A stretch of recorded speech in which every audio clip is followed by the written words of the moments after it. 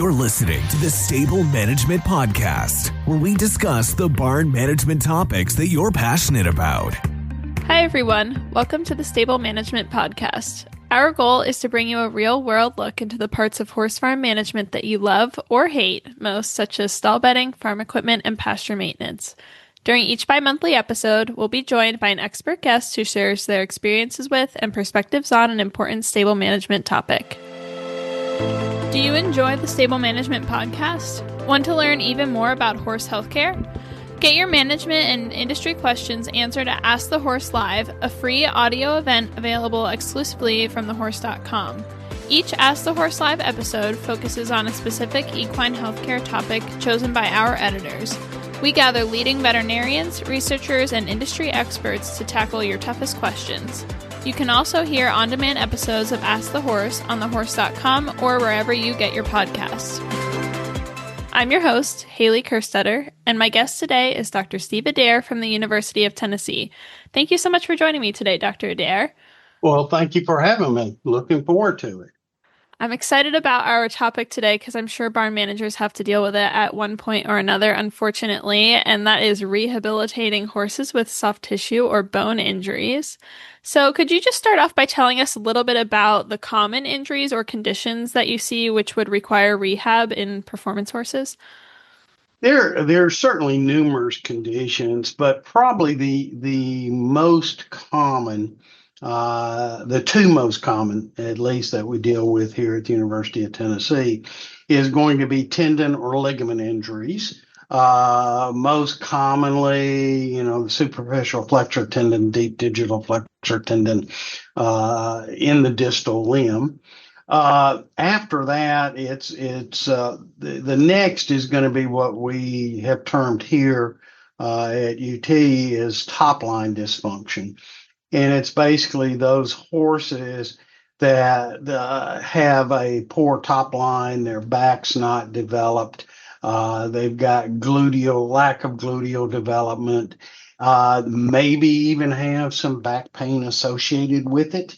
And so those are probably going to be the two most common situations or conditions that we deal with. Now, we certainly deal with a lot of other conditions, post-surgical conditions, post-colic surgeries, post-arthroscopic surgeries, wounds. We deal with wound healing.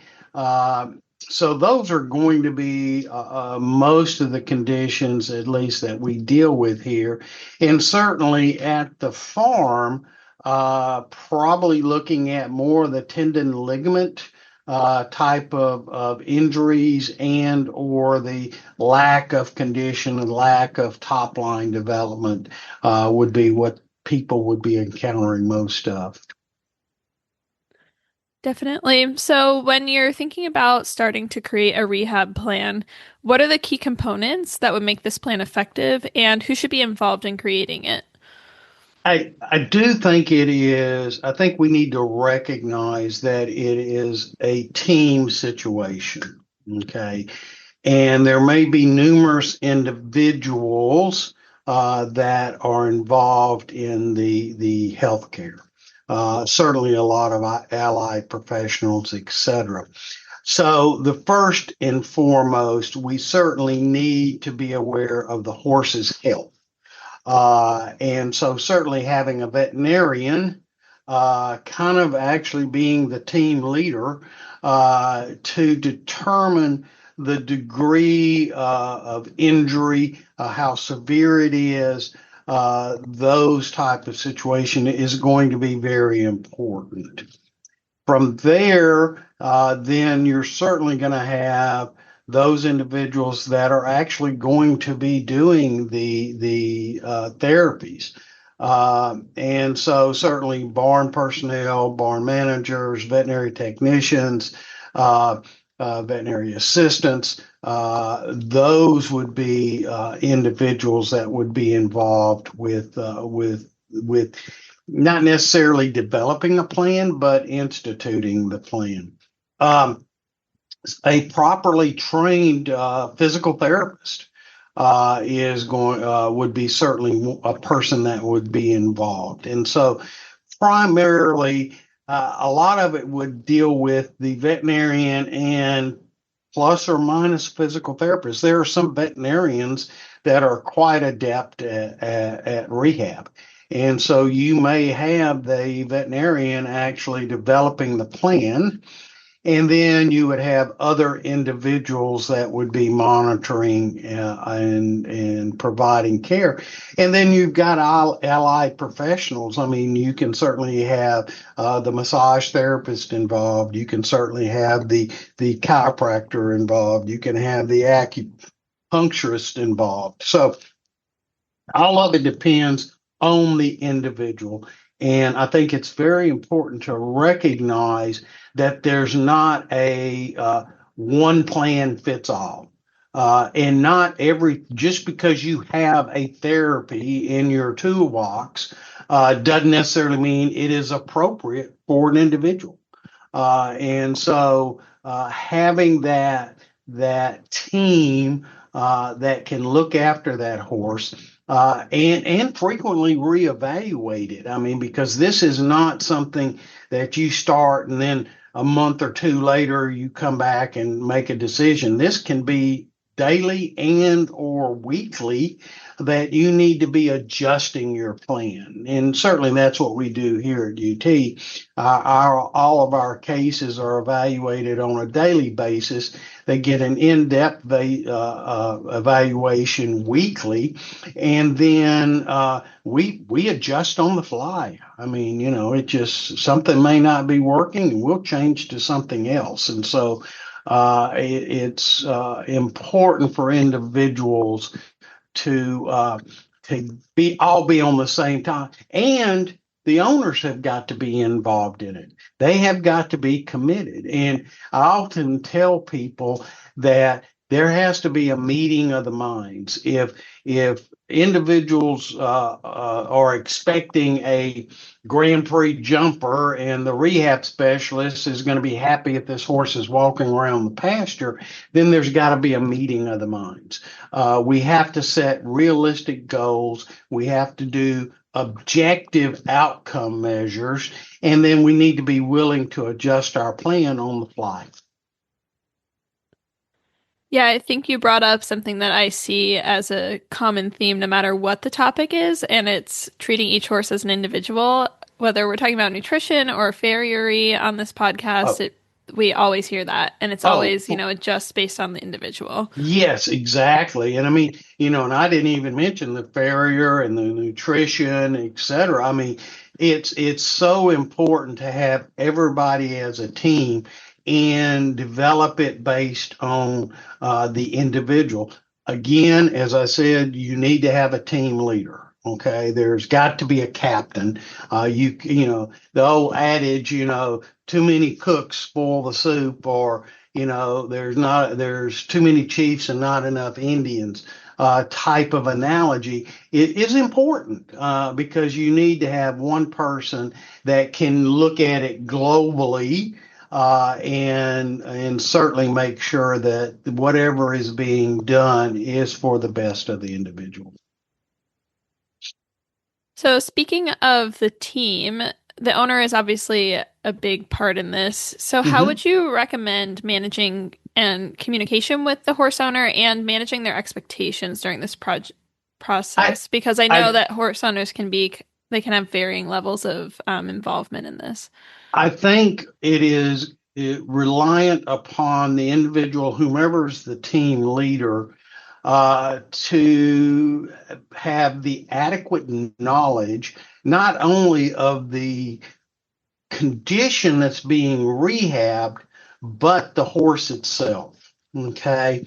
And that we haven't talked about the mental status and mental, you don't get tunnel vision, look at just what you're rehabbing. You've got to take the total picture into account. So I think having a very frank, open discussion as to, what the particular injury is, and taking into account what is this horse's mental status is. If you're sitting here thinking that this horse is going to need to be on stall confinement for 90 days, and the horse is sorry for a term, but a blithering idiot, then there's got to be adjustments, and people have to have a thorough and frank understanding of what is going on with that individual. And I sit down with people and I will actually go through the ultrasound. I'll show them pictures. If I've done arthroscopy or tenoscopy on a case, I will sit down with the owners. I will show them what normal structures look like and what the injured structures look like.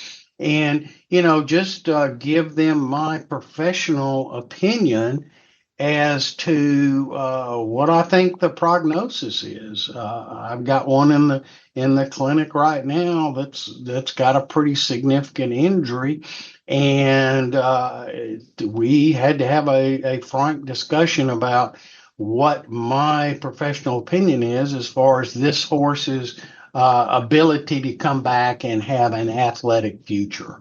And I think that, and having the knowledge of the injury, and having a frank discussion with the owner, with the trainer, et cetera, is very important.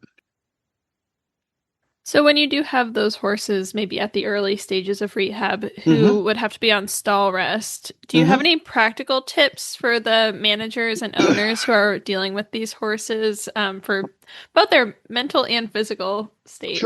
Sure. Well, I think we need to recognize, except in some special circumstances, I look at what the horse is doing in the stall. If the horse is sitting, turning circles in the stall, then you have to look at the amount of exercise it is doing in the stall. Okay. So if it is walking around the stall comfortably, then I'll be honest with you, I don't have a problem with taking that horse out of the stall, walking it up and down the barn aisle several times a day. So basically what we do a lot of is just provide a mental stimulus instead of being cooped up in the stall.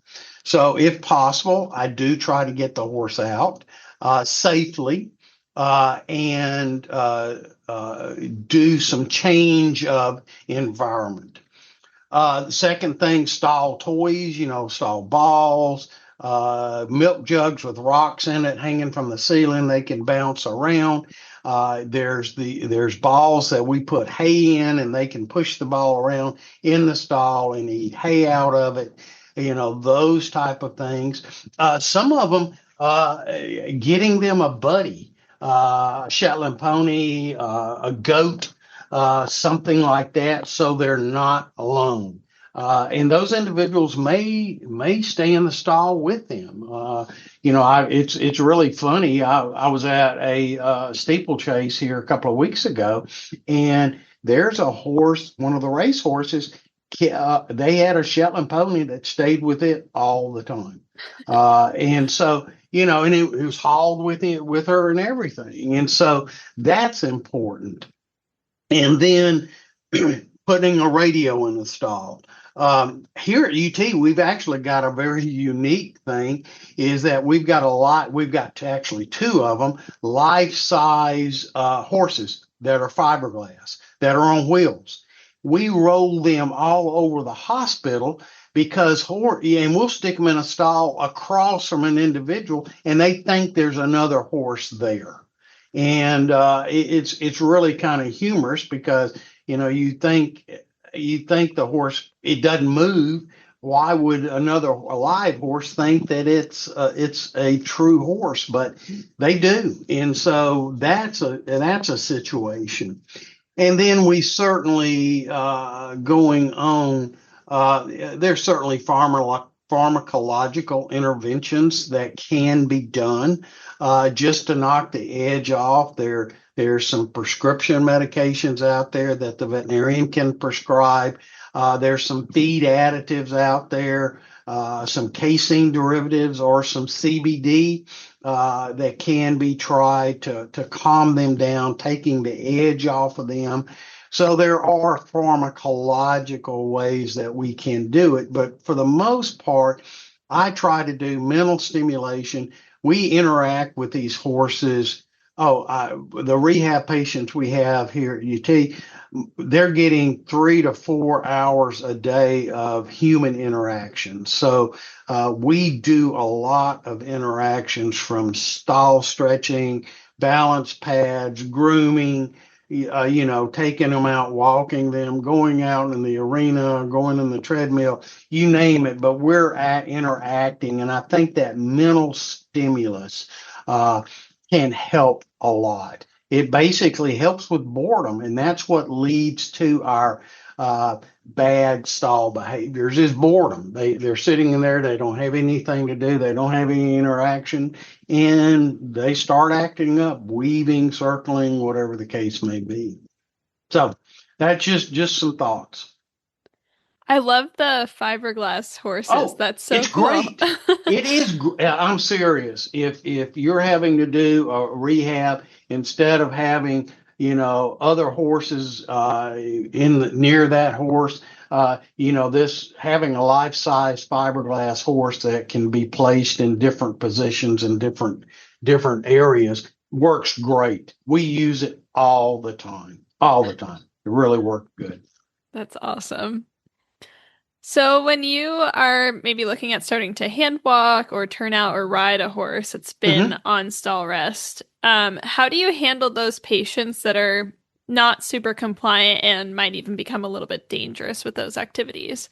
Well, again, I think it's going to be reliant upon probably the veterinarian to determine. Yes, we do sedate. I mean, there may be instances that sedation has to be instituted. What we usually do here, though, we usually do a lot of control stuff before we put the rider on their back. So they would have been going in the underwater treadmill, or they have been going out in the arena, hand walking over poles, things like that. Then we progress them to lunging over poles. Then we progress them to ridden work. And so it is a gradual progression in their exercise regime, not only in time, but also in intensity.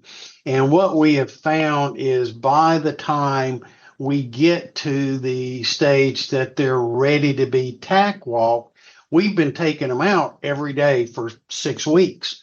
And so they're not as prone to explosive behavior. Now, I'll be the first one to admit there's individuals, babies, youngsters, 2-year-olds, that the bottom line is they're going to be excitable regardless. And in those situations, yes, we do certainly have to use some pharmacological intervention. The other thing that helps, and this is just dealing with turnout. Let's say you've had one that's been in the stall and now you're ready to put it out into a small paddock. Well, you can actually skip the morning feeding and feed the horse once you put them out into the round pen or the paddock. And a lot of times they're going to be more interested in eating initially, because that's where you really worry about the explosive behavior, is when you walk them to that paddock or round pen and you unsnap the lead rope and they just take off. Well, if you've got their food sitting there right after they go into the paddock, they're going to be more inclined to eat. And once they're done eating, they'll look around and say, oh, this is something new, and they'll tend just to walk around. Now, they'll probably at some point in time buck or canter around, but it's really that feeding them when they first go out there can help with the initial burst of explosive activity. And so, we certainly use that also as a means. The other thing is, as bad as it sounds, is sometimes, hopefully the injury has reached a point to where it can withstand stresses, and sometimes you just have to kind of close your eyes, and turn away and hope. Uh, but it's again, I think the most important thing is the graduated exercise, to where by the time you are ready for turnout and or you're ready for tack walking or tack exercises, that horse has already kind of been acclimated to an increasing exercise regime, and that helps a lot. Definitely. Yeah. I like the creative ideas with like the feed for turnout. I mean, just that seems so simple to implement, Oh, but it it would is. probably make a big difference. Yeah, it can. And I'm gonna be a realist here. Yes, there are sometimes where we have to give them some sedation, just enough to kind of knock the edge off, so that they don't have. And that's what you're worried about. You're worried about the explosive behavior. You're not necessarily worried about, trotting around or even cantering or loping around. That's usually not it's that explosive that puts excessive stress on the injured tissue. And so that's what you're trying to avoid, is that explosive type of situation. So I know that at UT you guys have quite a bit of rehab equipment. So can you Mm-hmm. tell us a little bit about what tools you like to use, such as like the underwater treadmill or vibration plates or Sure. laser, and when you might use those? Yeah, we pretty much have every tool in the books, to be honest with you. Do we use them all? We don't. Um, and what I want to challenge people is that, and especially those of you that have been to human physical therapy. I've had shoulder surgery, I've had knee surgery, I have been to human PT. What the primary things that they utilize is going to be therapeutic exercise. And I really would like to see people get away from, just using every modality in the book, because a lot of times it's not necessarily indicated. Okay, so in our books here, what we do is, the first thing we do in our rehab plan is address pain. Okay. The next thing that we do is to address mobility. And then lastly, the third thing is strengthening. So that's our plan. So when we talk about controlling pain, cold cryotherapy is going to be important. Therapeutic laser is going to be important. Okay. And so those are going to be things that we will utilize to control pain. After that, when we start talking about mobility, now we're starting to get into specific exercises, balance pads, passive stretching, carrot stretching, therapeutic the underwater treadmill, walking over poles. Those are going to be things that we start to utilize to improve mobility. Now, during that period of time, if we see that maybe that tendon that we've been rehabbing is getting a little hot, maybe a little painful, we'll back down on our therapeutic exercise and we'll do some cryotherapy on it, cold therapy on it, or laser.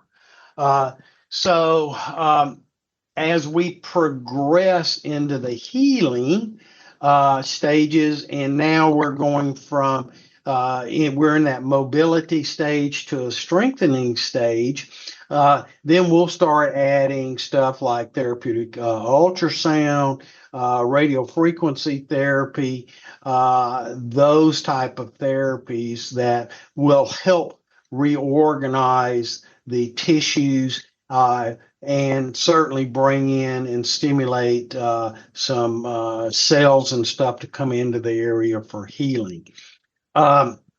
We do use shockwave therapy, so it depends on what the condition is. We do use pulse electromagnetic therapy pretty much only for bone. Really, if you look at the research out there, it's most efficacious for bone healing. And as far as like shockwave, we do use it for scar tissue remodeling. Ultrasound, we use it for scar tissue remodeling. And the thing about therapeutic ultrasound is that it can actually heat up and increase the temperature of tendons and ligaments. So if I've got a ligament injury, I'll do therapeutic ultrasound on them prior to doing exercises, because what it does is it makes that tissue more pliable. And so it makes your exercises more effective. So timing is important. The vibration plates, really, if you look at vibration plates, primarily where I've been most impressed with it is actually for hoof growth. And I think we've noticed an acceleration in the rate of hoof growth on those horses that have gone on it. But it's important to realize that for it to be effective, you got to do it every single day.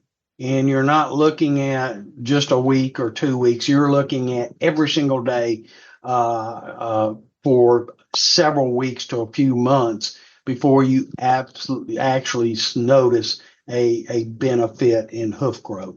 It does have a little bit of a calming effect type of situation. So yeah, if I've got a horse that I want to break up its routine, certainly standing it on a vibration plate. The biggest issue is they've got to stand on it for 15 to 20 minutes minimum before you start to notice a clinical effect. So again, you got a little bit of compliance issue with the individual, and you certainly don't want to sedate them just to stand on a vibration plate. So, but again, I do think it's important that people recognize that all these modalities are really probably in the individual. You don't have to use everything. In fact, sometimes it's more contraindicated. So exercise is going to be one of the major components. Exercise and manual therapy, the passive stretching and flexing those limbs, weight shifting exercises, balance pads, those type of things that you can, some of that you can do in a stall before they can even be taken out and go in the underwater treadmill, etc. We do use the underwater treadmill a lot here. I love it.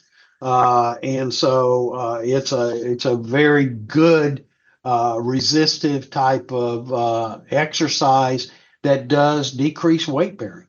And it's a big workout. So, with our horses in here, most commonly they're going to, first thing in the morning while they're eating, they're going to get their carrot stretches, they're going to get their butt tucks, they're going to get their sternal lifts.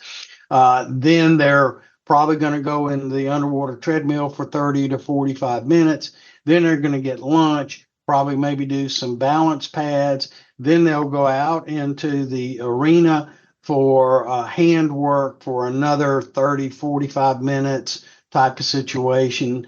And then in the evening, if they can, they will go on the free walker, the resistance free walker, for another 30 to 45 minutes. So a lot of our patients here are getting 3 to 4 hours of rehab a day interaction. So that's one thing I do try to impress upon people is rehab's not easy. It's work. And so it's not just simply running over and throwing on a pulsed electromagnetic unit and then turning away and moving, going on to the next patient, or doing a laser therapy. Rehab is actually, if you really look at it from a total body, it's a lot of work. So we're already coming to the end of our time God today. damn. It's really flown by. So I have one more question for you, and that is, what is one common misconception that you hear about rehabbing horses with injuries? Uh, as I just said, a lot of people will think of it that the common misconceptions is I've got to do everything in the book that I've got in my facility. I've spent money on a laser, I've spent money on a shockwave, spent money on a pulse electromagnetic unit. So every single patient has to have it. And that's a total misconception there. The other misconception is people tend to be more modality driven, and modalities are going to be the ultrasounds, the pulse electromagnetic, lasers, etc. And they don't do the exercise. Exercise and mobility are going to be the mainstays of a rehab plan. The second thing is the other misconception is relying on anecdotal or testimonials as far as how this particular intervention works or how good it does. People need to look at the scientific evidence, because there's a lot of things that are out there that are not proven to be beneficial. We think they work, but they don't have the evidence to support them. And that's what you really need. People need to be more critical as far as what they're selecting to use. They need to look for those modalities or interventions that have some scientific backing and not just what comes from the manufacturer. Thank you so much for talking with me today, Dr. Sure. Adair. This has been awesome. Great. Well, thank you for having me. Certainly have enjoyed it. Thank you all for listening today. Please remember to like this podcast, subscribe, leave a review, and recommend the Stable Management Podcast to a friend.